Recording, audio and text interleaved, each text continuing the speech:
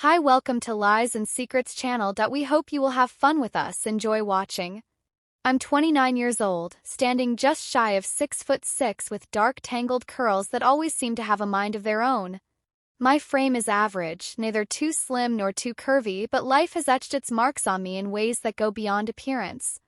If you look close enough, you'll see faint scars on my hands from years of hard work and eyes that hold more questions than answers. This story begins on a morning that felt both ordinary and heavy. I was out in the field wearing an old pair of jeans and a loose flannel shirt that had seen better days.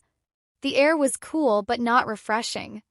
Carried with it a weight, a kind of stillness that made everything around me feel suspended, like the world was holding its breath. My beautiful donkey Jack was standing a few yards away, lazily chewing on a patch of grass. He's a scrappy-looking creature, not much to look at, really patchy gray fur, one ear that drops slightly lower than the other. But Jack, he's been my shadow for 10 years now, ever since I first brought him home as a stubborn wild thing nobody else wanted. 10 years. That's how long it's been since I've been stuck in this cycle. This routine that feels more like a slow suffocation than a life. 10 years since I've been avoiding the truth about myself, burying it under chores, under expectations, under the weight of pretending. I was okay. But that morning as I watched Jack, something was different. It's hard to explain, but there was something in the way he looked at me. A quiet defiance, almost like he could see through the facade I'd built for so long. Sounds ridiculous. I know he's just a donkey, but in that moment it felt like he was daring me to confront the thing I'd been running from for nearly a decade. I leaned against the wooden fence, the rough edges pressing into my palms, and let out a shaky breath. My C***** T felt tight, like the ear didn't want to go in. What's wrong with me? I whispered, my voice barely audible over the faint rustling of the wind. Jack didn't answer, of course, but he didn't look away either. It was like he was saying, figure it out. It's time. And that's when it hit me. This wasn't about anyone else. It wasn't about what my mother couldn't do, what my family expected, or what the world thought I should be. This was about me standing at a crossroads I couldn't avoid any longer. I don't know how long I stood there, staring at the ground, the fence, Jack, and back at the ground again. My mind was spinning, my heart pounding in my C******.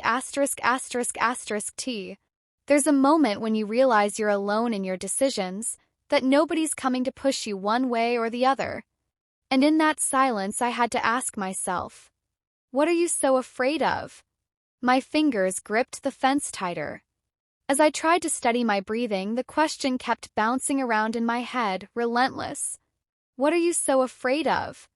I didn't want to answer it. I couldn't, because deep down I already knew I was afraid of failing. I was afraid of trying and still not being enough. For 10 years I had stayed in this safe little bubble, telling myself it was okay to settle. It wasn't much, but it was predictable. No surprises, no risks, no chance of crashing and burning, but no joy either. Jack let out a loud snort, snapping me out of my thoughts. His tail swished lazily, and he stomped a hoof like he was tired of waiting for me to figure it out. I laughed, a short, breathy sound that felt more like a release than anything else. All right, I said, more to myself than to him. I hear you. The truth is, I didn't know what I was doing. I didn't have some grand plan or even a clear idea of where to start. All I knew was that staying where I was stuck, scared, small, was no longer an option. And maybe that's why it took me so long, because admitting you're ready to change is one thing, actually taking the first step, that's a different battle. I glanced back at Jack. You think I can do this? I asked, my voice shaking a little. He blinked at me unbothered and went back to chewing grass, typical. But in that moment something clicked. Jack didn't care if I failed.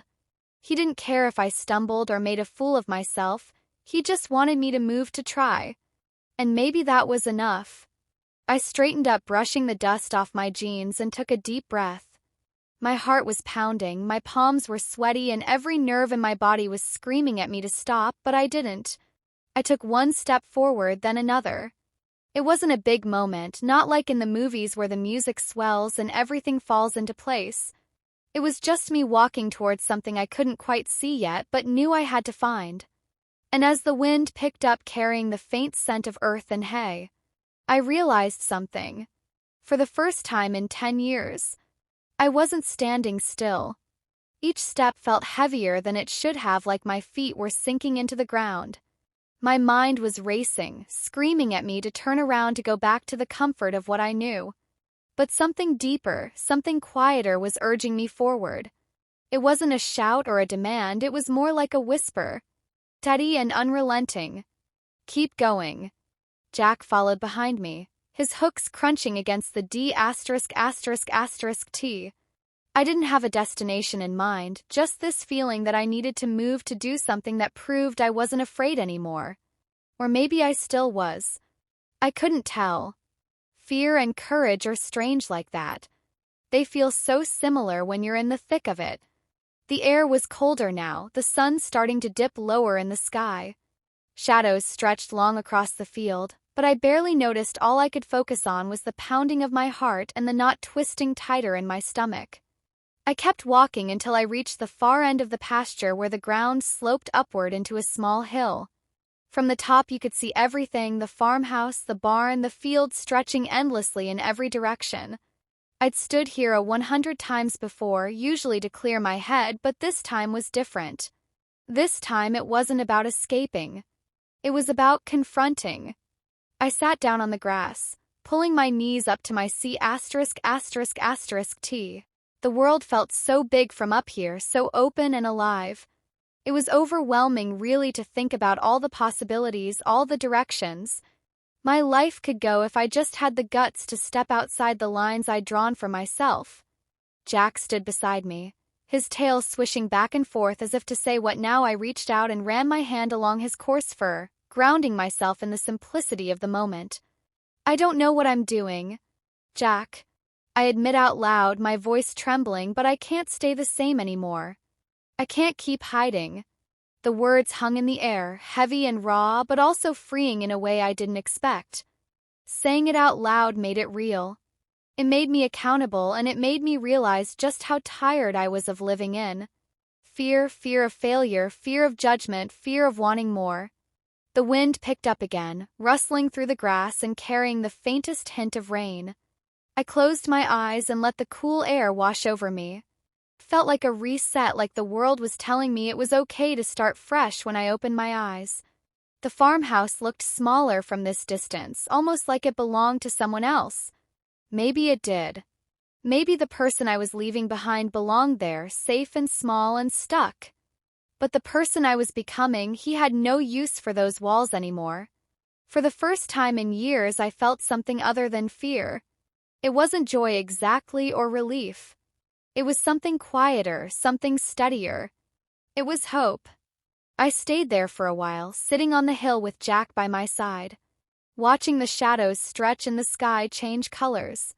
The silence wasn't uncomfortable anymore. Felt like something I needed, like a space to breathe and let everything settle. But the moment of calm didn't last long. My mind started racing again, bringing back all the doubts I'd managed to push aside for those few quiet minutes.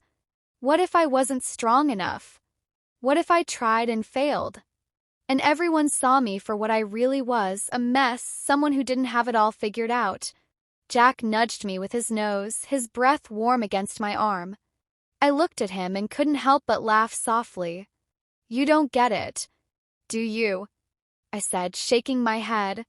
You don't care if I fail. You don't care if I'm a mess. You just want me to keep moving. And maybe that was the point.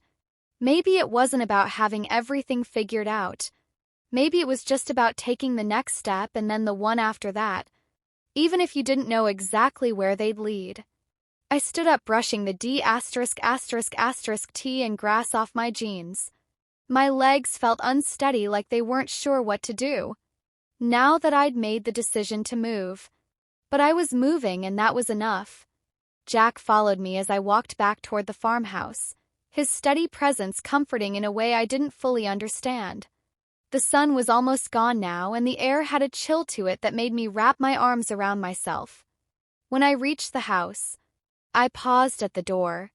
felt different now, like it wasn't just a place to retreat to, but a reminder of everything I was leaving behind, the safe, small version of my life, the version where I let fear dictate my every move. I didn't go inside right away. Instead, I stood there on the porch, staring out at the horizon. The first stars were starting to appear, faint but steady like tiny beacons in the dark. I took a deep breath and closed my eyes for the first time in years. I let myself imagine what it would feel like to live without fear, to take risks, to fail, to succeed, to feel everything life had to offer.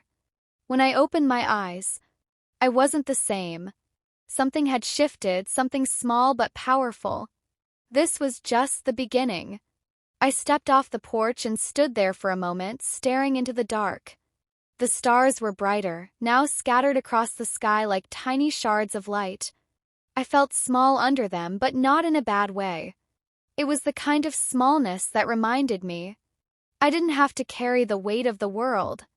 I just had to carry myself. Jack wandered over his steps, slow and deliberate, and stood beside me again. His presence felt grounding, like he was silently saying, "You're not alone in this." I reached out and scratched behind his ears, a small smile tugging at my lips. "Tomorrow," I said quietly, more to myself than to him. "Tomorrow we start." I didn't know exactly what starting looked like yet. Maybe it was making a list of all the things I'd been too scared to try. Maybe it was just taking one small risk and seeing where it led. Or maybe it was something as simple as believing I could handle whatever came next. Thought was both terrifying and thrilling. For the first time in years, I felt the tiniest flicker of excitement, like a spark catching in dry wood. It wasn't a roaring fire, not yet, but it was enough to warm me. I took another deep breath and turned back toward the house, Jack following close behind. Inside, the familiar series of the floorboards greeted me as I made my way to the kitchen. I poured myself a glass of water and stood by the sink, staring out the window into the night. This wasn't going to be easy.